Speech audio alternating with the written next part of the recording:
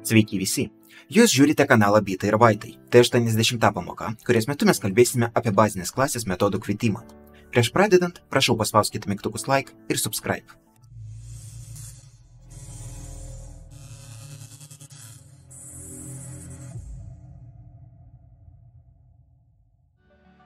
Jūs jau gerai žinote, kad mes galim kviesti bazinės klasės konstruktorių ir perduoti ten argumentus, naudojant raktažodį base, kaip jūs matote čia.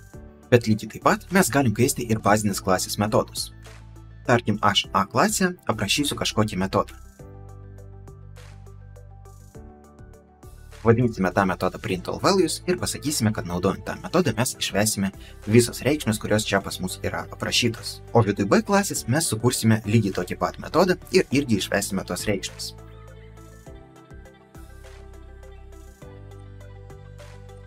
Dėl to, kad čia įvyksta uždengimas, man reikia parašyti raktažodį new, pasakyti, kad tai naujas metodas, kad jis nemestų warningo.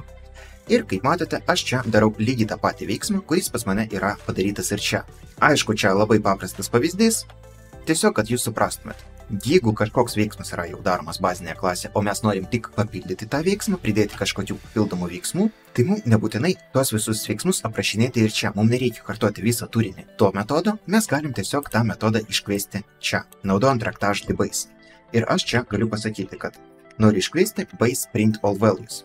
Ir čia bus iškviestas būtent tas metodas, kuris buvo aprašytas čia, iš bazinės klasės, nes base tai pas mus klasė A. Klasė B bazinė klasė tai klasė A, o klasė C bazinė klasė bus klasė B. Tai čia mes galim padaryti lygiai tą patį dalyką. Aš galiu pasakyti, kad bus public metodas printAllValues. Ir aš iš bazinės klasės galiu iškviesti tą metodą, kuris iškvies čia bazinę klasę A ir mes taip visus metodus ir iškviesime. Tai jeigu mes paleisime tokį kodą, tai matysime, kad visi skaičiai yra printinami, tai viskas veikia be jokių problemų. Ir tai lygiai taip pat veiks, jeigu mes naudosime ir virtual metodus. Jeigu aš čia pasakysiu, kad tas metodas yra virtualus, ir čia jį perkrausiu, o čia jį perkrausiu antrą kartą, tai irgi viskas veiks taip pat. Aš galiu kviesti ir virtualius metodus, ir perkrautus metodus, jeigu man reikia. Bet čia yra vienas niuansas. Jeigu aš iš C klasės norėsiu iškviesti A klasės metodą, man tai nepavyks padaryti. Aš galiu kviesti tik savo bazinės klasės metodą, bet kreiptis prie bazinės klasės aš negaliu. Man nepavyks parašyti tai base.printAllValues, nes kaip base jis supranta klasę B, o čia iš to base ištraukti base mes negalim tokiu būdu.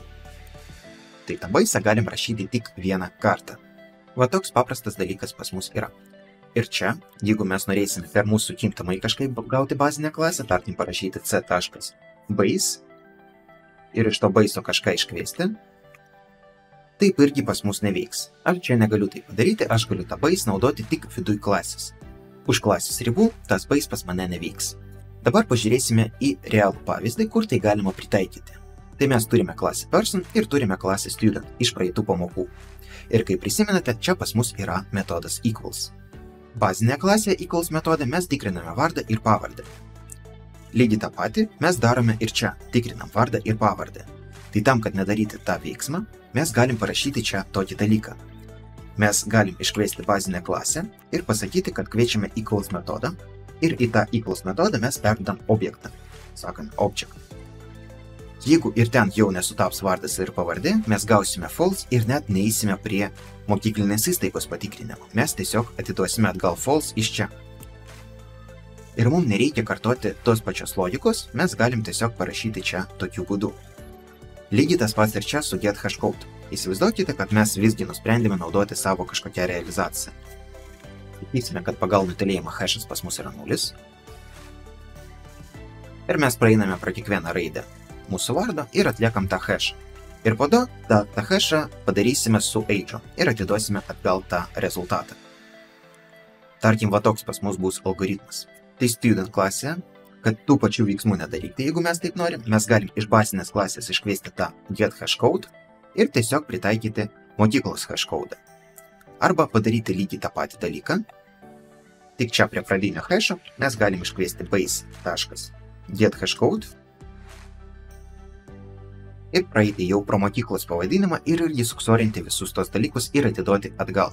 Kaip variantas, jeigu mes turėjome tokią realizaciją ir mums reikėtų vis tiek padaryti tos pačius veiksmus ir čia, tai mes galim iškart iškviesti rezultatą to metodo, kad nekartoti tų veiksmų ir prie to rezultato pridėti dar kažkokį papildomą dalyką.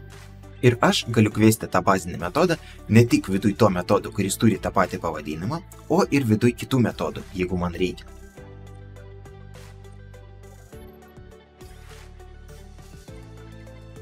Tai aš galiu bet kokį iškviesti. Sukursime dar vieną papildomą metodą čia. Tarkim metodą print. Ir tą metodą print aš ir čia galėsiu iškviesti. Aš galiu iškviesti base print, bet, kaip matote, aš galiu net base nerašyti, nes čia viduj tos klasės aš neturiu tokio metodo kaip print. Tai tas base gali būti panaikintas, nes jis ir taip supras, kad mes printą kviečiam iš bazinės klasės, o ne iš savo klasės. Tai tas base'as dažniausiai yra naudojamas, kai mes overridinam metodus. Su paprastais metodais, jeigu mes tokius turime, arba jeigu vyksta uždengimas, tada mes galim tą base naudoti, arba jeigu vyksta perkrovimas, tada mes galim naudoti tą base. Visais kitais atvejais mes galim jį praleisti. Ir dar vienas dalykas, mes negalim iškviesti iš bazinės klasės metodo, jeigu jis yra private. Bet tai ir taip buvo aišku, ir net nerašant base metodo. Mes ir taip negalim iškviesti private laukų iš bazinių klasių. Dabar jūs žinote, kaip kviesti bazinės klasės metodus. Jei norite užsakyti pamoką, galite tai padaryti paspaudus pirmą nuorodą video aprašyme. Ačiū, kad žiūrėjote, lauksiu jūsų kitoje pamokoje.